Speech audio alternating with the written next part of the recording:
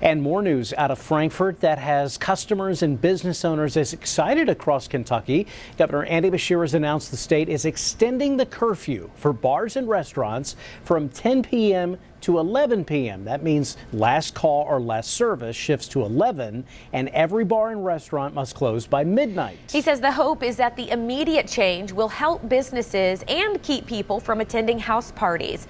LEX 18's Claire Kopsky is live in downtown Lexington now with this coronavirus coverage. Hey, Claire and Chris, good morning to you. That's right. This came as a direct request from businesses, bars and restaurants, such that they could have last call at 11 o'clock, which, as Chris mentioned, that means that bars and restaurants across the state will now be able to be open until midnight.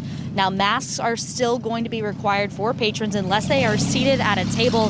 That means if they go to the restroom or if they're going up to pick up their food, they need to have that mask on.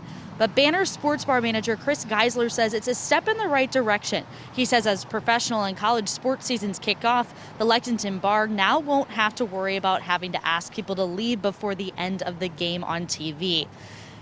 Governor Beshear says his office received a special request from that industry to stay open later for that very reason. And he said that they found that request reasonable. That ability when there are late games like that to be able to stay open and not have to go through that awkwardness of telling customers that we can't serve any longer or you have to be out by this time. That industry or any other that has some rules and regulations, that you're trying to do it right, that we're not trying to find a way to get around it. Now, the governor said that this has also been a tested format in other states and said that it seems to be working.